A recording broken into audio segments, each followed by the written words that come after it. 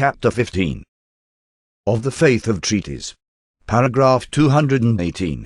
What is sacred among nations? Though we have sufficiently established paragraph 163 and 164 the indispensable necessity of keeping promises and observing treaties, the subject is of such importance that we cannot forbear considering it here in a more general view, as interesting, not only to contracting parties, but likewise to all nations, and to the universal society of mankind. Everything which the public safety renders inviolable is sacred in society. Thus, the person of the sovereign is sacred, because the safety of the state requires that he should be in perfect security, and above the reach of violence. Thus the people of Rome declared the persons of their tribunes sacred, considering it as essential to their own safety that their defenders should be screened from all violence, and even exempt from fear. Everything, therefore, which the common safety of mankind and the peace and security of human society require to be held inviolable, is a thing that should be sacred among nations. Paragraph 219. Treaties are sacred between nations. Who can doubt that treaties are in the number of those things that are to be held sacred by nations? By treaties the most important affairs are determined. By them the pretensions of sovereigns are regulated. On them nations are to depend for the acknowledgment of their rights, and the security of their dearest interests. Between bodies politic, between sovereigns who acknowledge no superior on earth, treaties are the only means of adjusting their various pretensions, of establishing fixed rules of conduct, of ascertaining what they are entitled to expect, and what they have to depend on. But treaties are no better than empty words, if nations do not consider them as respectable engagements, as rules which are to be inviolably observed by sovereigns, and held sacred throughout the whole earth. Paragraph 220. The faith of treaties is sacred.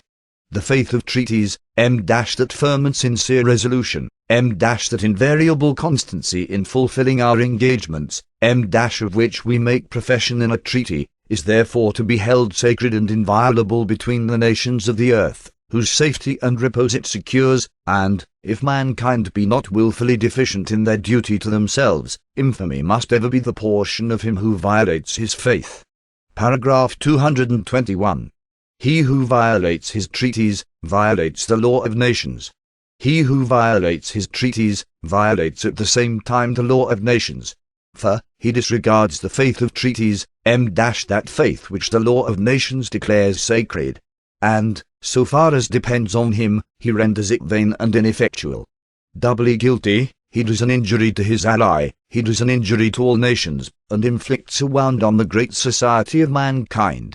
On the observance and execution of treaties, said a respectable sovereign, depends all the security which princes and states have with respect to each other, and no dependence could henceforward be placed in future conventions if the existing ones were not to be observed. Paragraph 222.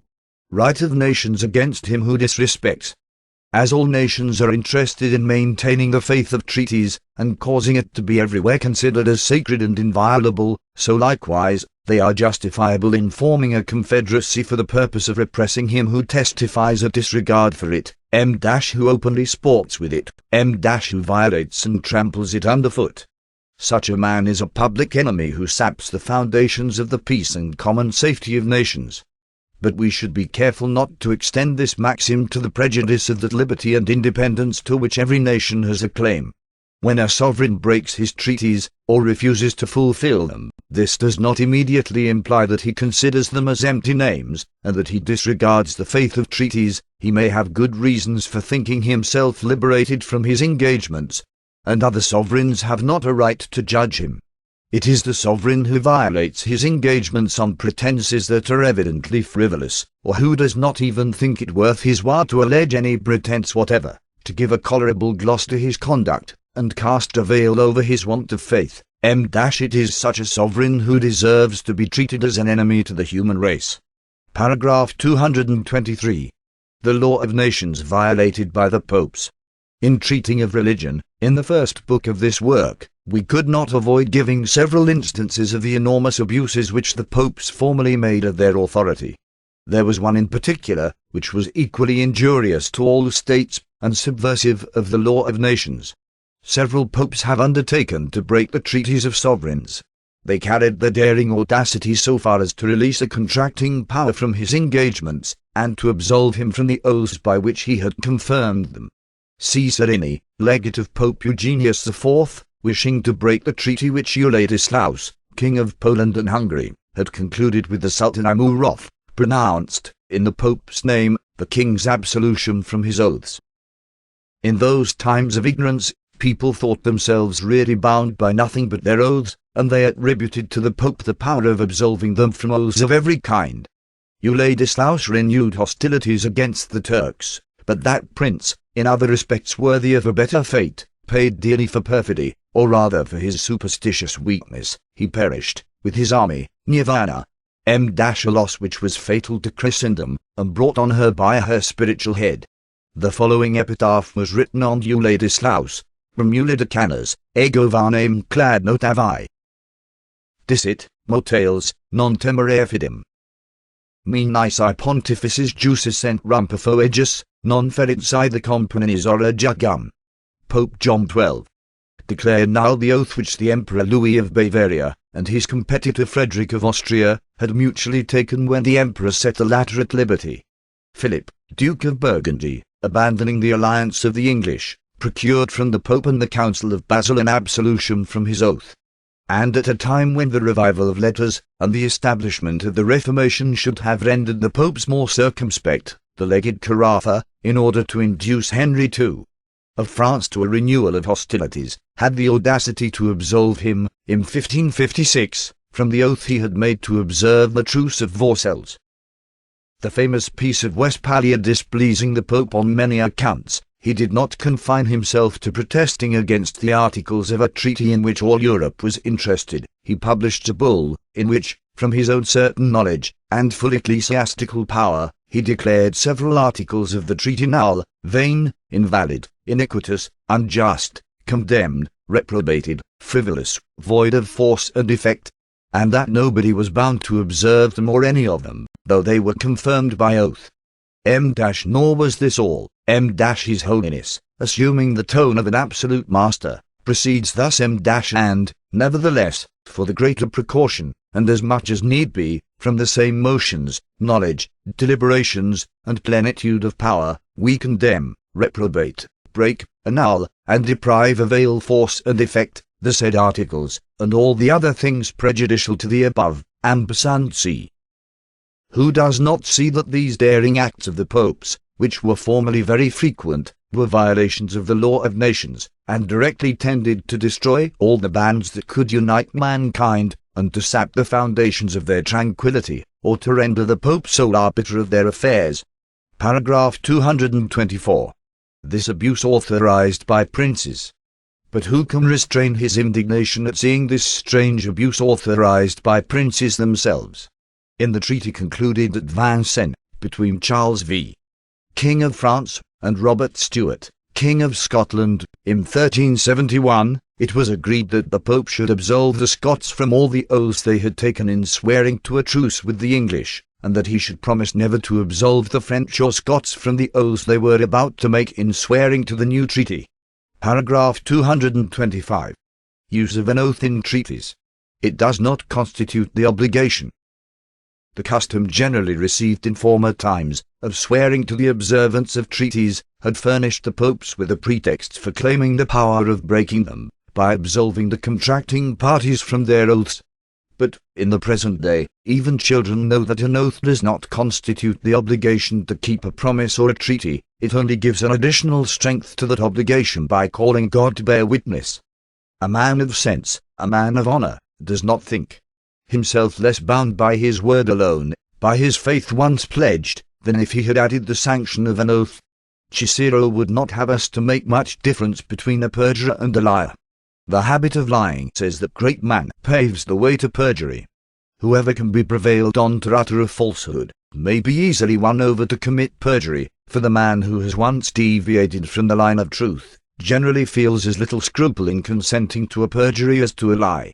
For, what influence can the invocation of the gods have on the mind of him who is deaf to the voice of conscience? The same punishment, therefore, which heaven has ordained for the perjurer, awaits also the liar, for it is not on account of the formula of words in which the oath is couched, but of the perfidy and villainy displayed by the perjurer in plotting harm against his neighbor, that the anger and indignation of the gods is roused. The oath does not then produce a new obligation, it only gives additional force to the obligation imposed by the treaty, and in everything shares the same fate with it. Where the treaty is of its own nature valid and obligatory, the oath in itself a supererogatory obligation is so too, but where the treaty is void, the oath is void likewise. Paragraph 226. It does not change the nature of obligations.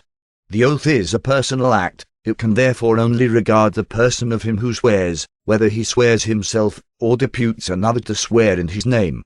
However, as this act does not produce a new obligation, it makes no change in the nature of a treaty. Thus, an alliance confirmed by oath is so confirmed only with respect to him who has contracted it, but if it be a real alliance, it survives him, and passes to his successors as an alliance not confirmed by oath. Paragraph 227. It gives no preeminence to one treaty above another. For the same reason, since the oath can impose no other obligation than that which results from the treaty itself, it gives no preeminence to one treaty, to the prejudice of those that are not sworn to. And as, in case of two treaties clashing with each other, the more ancient ally is to be preferred, paragraph 167, the same rule should be observed, even though the more recent treaty has been confirmed by an oath. In the same manner, since it is not allowable to engage in treaties inconsistent with existing ones, paragraph 165, the circumstance of an oath will not justify such treaties, nor give them sufficient validity to supersede those which are incompatible with them. If it had such an effect, this would be a convenient mode for princes to rid themselves of their engagements. Paragraph 228. It cannot give force to a treaty that is invalid. Thus also an oath cannot give validity to a treaty that is of its own nature invalid, justify a treaty which is in itself unjust, or impose any obligation to fulfill a treaty, however lawfully concluded, when an occasion occurs in which the observance of it would be unlawful, as for instance, if the ally to whom succours have been promised undertakes a war that is manifestly unjust. In short, every treaty made for a dishonorable purpose, paragraph 161, every treaty prejudicial to the state, paragraph 160, or contrary to her fundamental laws, book I. Paragraph 265, being in its own nature void, the oath that may have been added to such a treaty is void likewise, and falls to the ground together with the covenant which it was intended to confirm. Paragraph 229. Asseverations. The asseverations used in entering into engagements are forms of expression intended to give the greater force to promises. Thus, kings promise in the most sacred manner, with good faith, solemnly, irrevocably, and engage their royal word, c. A man of honor thinks himself sufficiently bound by his word alone, yet these asseverations are not useless, inasmuch as they tend to prove that the contracting parties form their engagements deliberately, and with knowledge of what they are about. Hence, consequently the violation of such engagements become the more disgraceful. With mankind, whose faith is so uncertain, every circumstance is to be turned to advantage, and since the sense of shame operates more powerfully on their minds than the sentiment of duty, it would be imprudent to neglect this method. Paragraph 230. The faith of treaties does not depend on the difference of religion. After what we have said above, paragraph 162, it were unnecessary to undertake in this place to prove that the faith of treaties has no relation to the difference of religion, and cannot in any manner depend upon it. The monstrous maxim, that no faith is to be kept with heretics, might formerly raise its head amidst the madness of party and the fury of superstition, but it is at present detested. Paragraph 231. Precautions to be taken in wording treaties. If the security of him who stipulates for anything in his own favour prompts him to require precision, fullness, and the greatest clearness in the expressions, good faith demands, on the other hand, that each party should express his promises clearly, and without the least ambiguity. The faith of treaties is basely prostituted by studying to couch them in vague or equivocal terms, to introduce ambiguous expressions, to reserve subjects of dispute, to overreach those with whom we treat, and outdo them in cunning and duplicity. Let the man who excels in these arts boast of his happy talents, and esteem himself a keen negotiator, but reason and the sacred law of nature will class him as far beneath a vulgar cheat as the majesty of kings is exalted above private persons. True diplomatic skill consists in guarding against imposition, not in practicing it. Paragraph 232. Subterfuges in treaties. Subterfuges in a treaty are not less contrary to good faith. His Catholic Majesty, Ferdinand, having concluded a treaty with the Archduke his son-in-law, thought he could evade it by privately protesting against the treaty, a puerile finesse, which, without giving any right to that prince, only exposed his weakness and duplicity. Paragraph 233. An evidently false interpretation inconsistent with the faith of treaties. The rules that establish a lawful interpretation of treaties are sufficiently important to be made the subject of a distinct chapter. For the present, let us simply observe that an evidently false interpretation is the grossest imaginable violation of the faith of treaties. He that resorts to such an expedient either impudently sports with that sacred faith, or sufficiently evinces his inward conviction of the degree of moral turpitude annexed to the violation of it. He wishes to act a dishonest part, and yet preserve the character of an honest man. He is a puritanical impostor, who aggravates his crime by the addition of a detestable hypocrisy. Grotius quotes several instances of evidently false interpretations put upon treaties. The Platines, having promised the Thebans to restore their prisoners, restored them after they had put them to death. Pericles, having promised to spare the lives of such of the enemy as lay down their arms, ordered all those to be killed who had iron clasps to their cloaks. A Roman general, having agreed with Antiochus to restore him half of his fleet, caused each of the ships to be sawed in two. All these interpretations are as fraudulent as that of Radamistus, who, according to Tacitus's account, having sworn to Mithridates that he would not employ either poison or the steel against him, caused him to be smothered under a heap of clothes. Paragraph 234. Faith tacitly pledged. Our faith may be tacitly pledged, as well as expressly. It is sufficient that it be pledged, in order to become obligatory. The manner can make no difference in the case. The tacit pleading of faith is founded on a tacit consent, and the tacit consent is that which is, by fair deduction, inferred from our actions. Thus, as Grotius observes, whatever is included in the nature of certain acts which are agreed upon, it is tacitly comprehended in the agreement, or, in other words, everything which is indispensably necessary to give effect to the articles agreed on, is tacitly granted. If, for instance, a promise is made to a hostile army who have advanced far into the country, that they shall be allowed to return home in safety, it is manifest that they cannot be refused provisions, for they cannot return without them. In the same manner, in demanding or accepting an interview, full security is tacitly promised. Livy justly says that the Gallo-Greeks violated the law of nations in attacking the consul Manlius at the time when he was repairing to the place of interview to which they had invited him. The Emperor Valerian, having been defeated by Sapor, king of Persia, sent to him to sue for peace.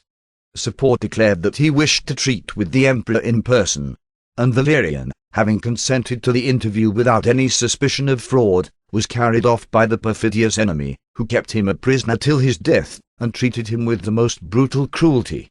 Grotius, in treating of tacit conventions, speaks of those in which the parties pledge their faith by mute signs. But we ought not to confound these two kinds of tacit conventions, for that consent which is sufficiently notified by a sign, is an express consent, as clearly as if it had been signified by the voice. Words themselves are but signs established by custom, and there are mute signs which established custom renders as clear as express as words. Thus, at the present day, by displaying a white flag, a parley is demanded, as expressly as it could be done by the use of speech. Security is tacitly promised to the enemy who advances upon this invitation.